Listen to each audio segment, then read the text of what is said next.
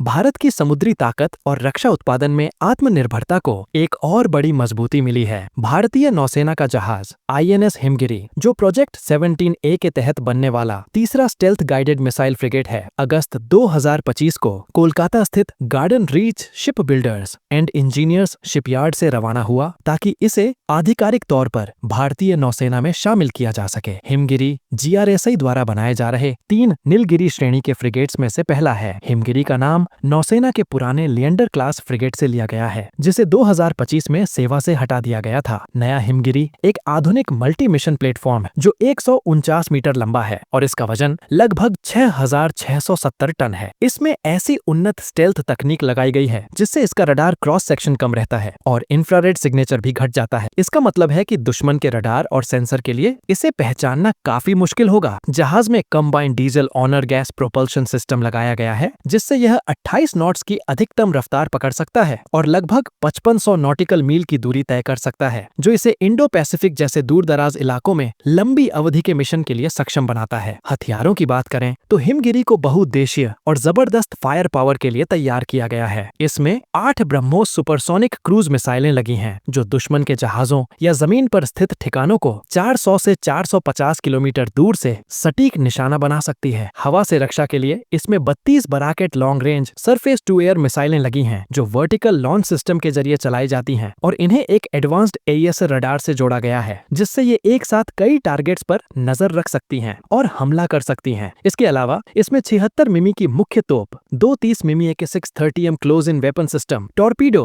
और RBU-6000 anti submarine rocket launcher लगे हैं, जिससे यह हवा, सतह और पानी के नीचे तीनों मोर्चों पर मजबूत लड़ाई कर सकता है। इसका डिजाइन भारतीय नौसेना के वॉरशिप डिजाइन ब्यूरो ने तैयार किया है और निर्माण प्रक्रिया की निगरानी कोलकाता में तैनात वॉरशिप ओवरसीइंग टीम ने की। हिमगिरी में लगभग 75 स्वदेशी उपकरण लगे हैं, जो 2000 से अधिक भारतीय कंपनियों से आए हैं, जिनमें करीब 200 MSME भी शामिल हैं। इस प्रोजेक्ट ने लगभग 4000 लोगों को सीधा और 10,000 से अधिक लोगों को परोक्ष रूप से रोजगार दिया, जो इसके आर्थिक महत्व को भी दर्शाता है। हिमगिरी में लगे सेंसर और इलेक्ट्रॉनिक सिस्टम इसे एक सिचुएशनल अवेयरनेस पावर हाउस बना देते हैं। इसमें MF star AES radar, BL का विकसित हमसा NG सोनार और अजंता इलेक्ट्रॉनिक वॉरफेयर सिस्टम शामिल है, जो हवा, सतह और पानी के नीचे सभी क्षेत्रों में दुश्मन की गतिविधियों का पता लगा सकता है। इसका इंटीग्रेटेड प्लेटफॉर्म मैनेजमेंट सिस्टम जहाज के प्रोपल्शन और इंजीनियरिंग ऑपरेशंस को आसान बनाता है। इसके डेक और हैंगर पर मल्टी रोल हेलीकॉप्टर जैसे HAL ध्रुव और सी किंग MK-42 भी तैनात किए जा सकते हैं, जो निगरानी और एंटी सबमरीन मिशनों में इसकी ताकत कई गुना बढ़ा देते हैं। प्रोजेक्ट 17A, जिसके तहत हिमगिरी बनाया गया, दरअसल प्रोजेक्ट 17 शिवालिक क्लास फ्रिगेट्स का अपग्रेडेड वर्जन है। इसमें स्टेल्थ, ऑटोमेशन और कॉम्बैट सिस्टम्स में काफी सुधार किया गया है। इस प्रोजेक्ट के तहत 7 नीलगिरी क्लास फ्रिगेट बनाए जा रहे हैं, 4 मुंबई स्थित Mazagon dock ship builders limited में और 3 कोलकाता स्थित जीआरएसआई। इस क्लास का पहला जहाज INS नीलगिरी जनवरी 2025 में कमीशन हो चुका है, जबकि INS उदयगिरी जुलाई 2025 में नौसेना को सौंपा गया था और अगस्त 2025 में कमीशन होने वाला है। अब हिमगिरी के नौसेना में शामिल होने के बाद बाकी 4 जहाज अगले कुछ सालों में पूरे हों। हिमगिरी का निर्माण 14 दिसंबर 2020 को लॉन्च होने के बाद शुरू हुआ था। उस समय पूरी दुनिया कोविड-19 महामारी से जूझ रही थी, लेकिन जीआरएसआई के इंजीनियरों और वर्कर्स ने चुनौतियों के बावजूद काम जारी